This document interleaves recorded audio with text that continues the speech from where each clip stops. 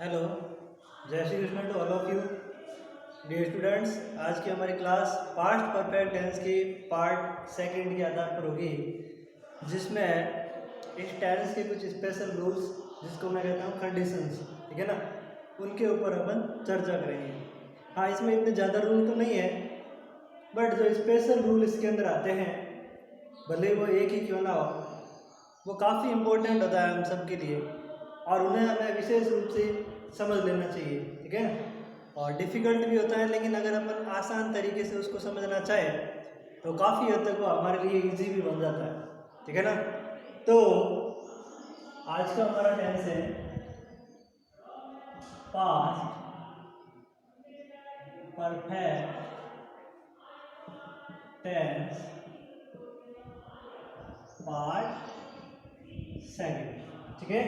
Past perfect tense part है इसका second. अब देखिए ध्यान से, वैसे इसके रूल्स क्या होते हैं वो तो मैंने आपको बता दिए, ठीक है ना। अब बात आती है इसमें ऐसी कौन सी सिचुएशन है जहां पर अपन इसका इस्तेमाल कर सकते हैं, ठीक है ना। तो सबसे पहले अपन को ये ध्यान रखना चाहिए कि प्रेजेंट के परफेक्ट टेंस में मैंने आपको दो एडवर्ब दिए थे, जस्ट था, ऑलरेडी था। कहा था ना मैंने कि जस्ट और ऑलरेडी जो है उसके अंदर इस्तेमाल होता है। हाँ, जस्ट का इस्तेमाल इसके अंदर भी होता है, बट थोड़ा कम लेवल पे होता है, लेकिन ऑलरेडी बखूबी इसके अंदर इस्तेमाल किया है। क्या होगा? ऑलरेडी, ठीक है ना।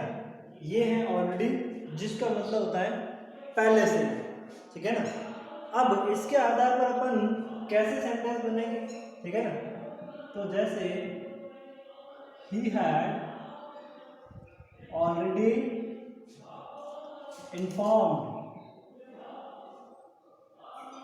us, he had already informed us, यानी कि इन्फॉर्म करना मतलब सूचित करना, आज यानी हमें, ऑलरेडी यानी पहले से ही, और ही हैड मतलब पार्ट का परफेक्ट, ठीक है ना। तो इसका मतलब ये हुआ कि उसने हमें पहले से ही इन्फॉर्म कर दिया था, ठीक है ना। इसका हिंदी में अर्थ निकलता है कि उसने हमें पहले से ही इन्फॉर्म कर दिया था। देखिए कैसे, उसने हमें पहले से ही सूचित, या इसको हिंदी में तो अपन सूचित लिखेंगे, ठीक है ना, सूचित कर दिया था। देख, दिया था मतलब टेंस तो ये बन गया। ऑलरेडी का कैसे इस्तेमाल करेंगे ये मैंने इसके आधार पर आपको बता दिया, ठीक है ना। ये विशेष रूप से आपको ध्यान में रखना है कि ऑलरेडी का इस्तेमाल इसके अंदर किया था। ये एक ऐसा ही एडवर्ब है। एडवर्ब नंबर 2 जो है, चलो 2 नंबर एडवर्ब को काटते हैं अपन, इसके अंदर एक ही रूल डालते हैं, इन स्पेशल रूल जिसे अपन कह सकते हैं, ठीक है ना। पास्ट के परफेक्ट टेंस का काफ़ी स्पेशल रूल जिसे अपन को अपन कहते हैं, जो लगभग 10th बोर्ड के अंदर तो आता ही आता है, ठीक है ना। 10th बोर्ड है तो वहाँ पर आपको ये लगभग आपको ये एग्जाम्पल एक तो मिल ही जाएगा, 100% श्योर है। बाकी कंपटीशन एग्जाम में भी इनका इस्तेमाल बखूबी किया जाता है, जिसको मैं नाम देता हूँ, जिसको कहता हूँ BPI, ठीक है, और नीचे लिखता हूँ ऐप। ध्यान रखना, मैंने ऊपर लिखा है BPI और नीचे लिखा है ऐप, ठीक है ना, BPI और ऐप। लेकिन यहाँ इस B के और इस A के, इन दोनों का फंडा है, इस B के और इस A के। इस B के पीछे आया है PI, तो इस A के आगे आएगा PI।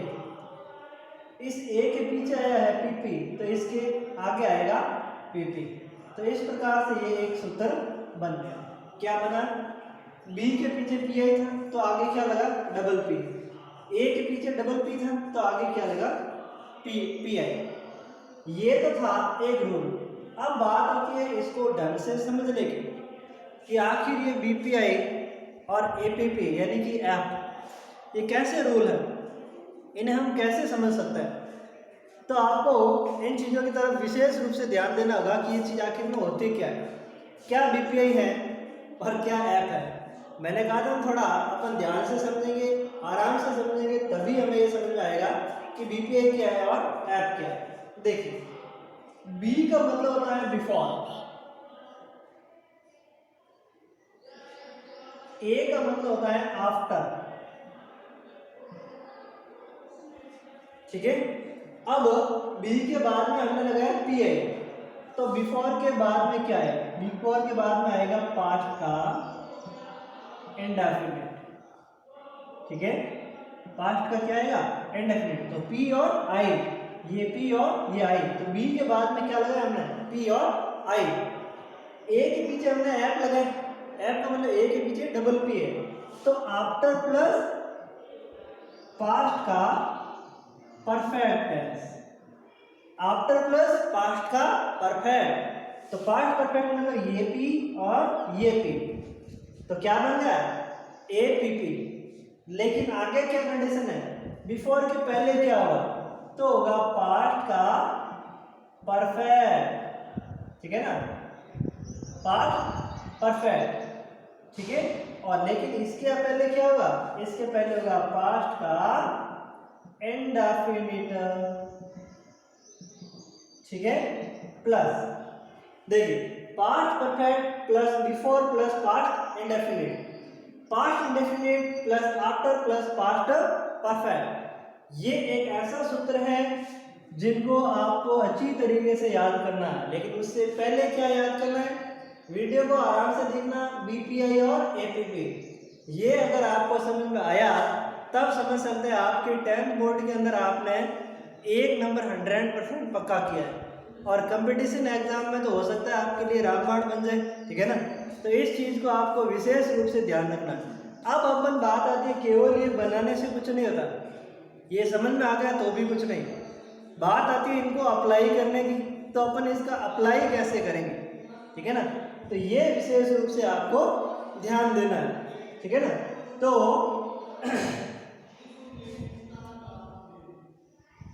प्रिंसिपल के आने से पहले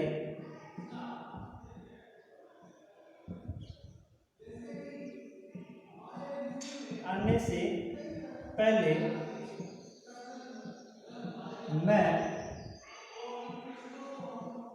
विद्यालय में पहुंच गया, मैं विद्यालय में पहुंच गया, किसके पहले, प्रिंसिपल के आने से पहले। अब देखिए कितना क्लिष्ट भी बना है, कितना आसान भी है, दोनों चीजें आसान उनके लिए जो ध्यान से सुनता है और समझने की कोशिश करता है, उतावलापन नहीं है जिसके अंदर, उसके लिए काफी आसान है। देखना इसको अपन अप्लाई कैसे करते हैं, देखिए सेंटेंस है, प्रिंसिपल के आने से पहले मैं विद्यालय पहुंच गया। ऐसे बहुत सारे एग्जाम्पल बनते हैं, जैसे ट्रेन के आने से पहले मैं स्टेशन पे पहुंच गया, ठीक है ना। हाँ, डॉक्टर के आने से पहले मरीज चला गया, मरीज मर गया, ठीक है ना। ऐसे बहुत से सेंटेंस हैं जिनको अपन डेली लाइफ में काम में लेते हैं, लेकिन आपको ये जानकर ताज्जुब होगा कि हम इनको बनाए कैसे। तो ध्यान से देखना, प्रिंसिपल के आने से पहले मैंने किसे पकड़ा से पहले, लेकिन मेरा वाक्य कहाँ से, मेरा वाक्य ध्यान से, प्रिंसिपल के आने से पहले। देखो प्रिंसिपल का आना वाक्य पूरा नहीं, वाक्य पूरा किसमें बन रहा है, ये देखो, मैं विद्यालय में पहुंच गया, तो मुझे पहले इसको वरीयता देनी, वाक्य पीछे से बनाना है, ठीक है ना। तो अगर वाक्य पहले ये बनाना तो बीपी आई होता है, तो पहले क्या आएगा, बीपी, ठीक है ना, क्योंकि इसमें इसकी इंग्लिश क्या होती है, से पहले की इंग्लिश होती है बिफोर, तो बिफोर के बाद में क्या आएगा, पी आई, तो पहले क्या लिखना, डबल पी, ठीक है ना। तो I had reached, I had raised to school, I had raised to school। देखिए I had raised, तो इसका मतलब इसमें क्या है, पीपी है। अब अपन को क्या लिखना है, बिफोर, तो पीपी के बाद में क्या आया, बी, बिफोर, फिर क्या आना चाहिए, पी आई, तो पी आई कैसे आएगा, प्रिंसिपल के आने से पहले, तो प्रिंसिपल और से पहले की स्पेलिंग अपने लिख दी बिफोर, प्रिंसिपल का आना, ठीक है, हाँ, प्रिंसिपल का आना, तो प्रिंसिपल का आना क्या लिखेंगे अपन, the principal came, before the principal cam,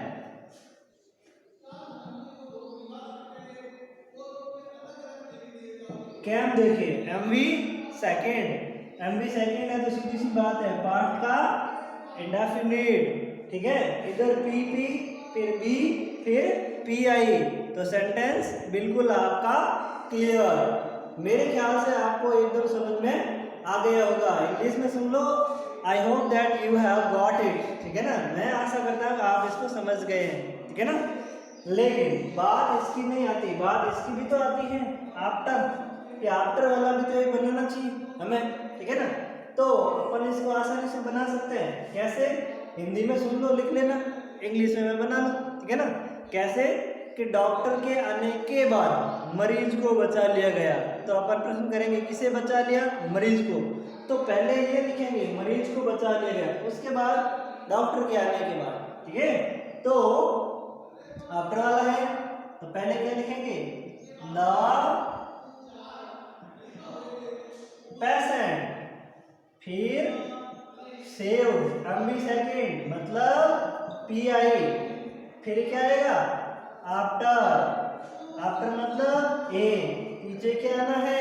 PP, PP मतलब पेशेंट को बचाया, आने वाला कौन है? डॉक्टर, डॉक्टर के आने के बाद, तो बिफोर आफ्टर द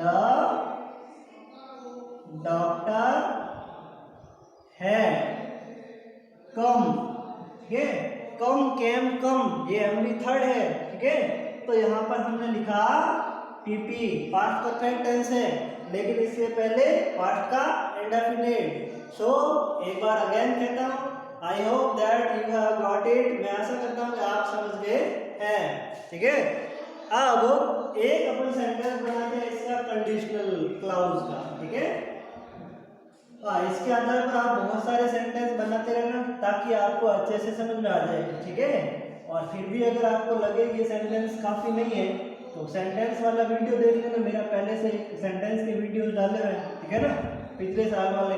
तो उनके अंदर आपको ये सारी चीज़ें मिल जाएगी। शायद 10 में से आपको 4-5 रूल तो आपको मिलेंगे, ठीक है। अब बात आती है एक कंडीशनल सेंटेंस की, ठीक है ना।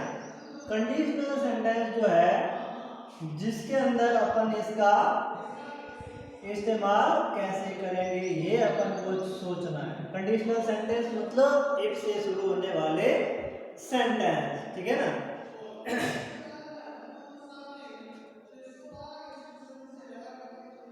देखिए, जैसे अपन ये बना सकते हैं, इफ वाला होगा तो if he had come to me, तो I would have, ठीक है ना, I would have helped him, ठीक है। देखिए, if he had come to me I would have helped him, ठीक है ना। तो इसका मतलब ये है हिंदी में, अगर वह मेरे पास आता तो मैं उसकी मतलब हिम, मैं उसकी सहायता करता, ठीक है। तो देखिए, हैड प्लस कम, ये कौन सा टेंस हुआ? पास्ट का परफेक्ट टेंस है, इसलिए कंडीशनल क्लॉज मैंने इसके अंदर बताया। ध्यान रखना, इफ के बाद में क्या आएगा? हैड प्लस एमवी थर्ड, उसके बाद में आएगा subject plus would plus have plus MV third. तो इस प्रकार से इन रूल को आप ध्यान रखना। 2-4 सेंटेंस ऐसे भी बनाना, वुड हैव है, ध्यान, केवल वुड लिखा तो एमवी थर्ड नहीं आएगी, वुड के बाद में हैव लिखोगे तभी एमवी थर्ड बनेगी, okay. So again I hope that you have get it, ठीक है, यू हैव गॉट इट, यानी कि मैं आशा करता हूँ आप समझ गए, ठीक है ना। तो इनको देखते रहिए और अपनी नोटबुक के अंदर लिखते रहिए। Thank you so much again.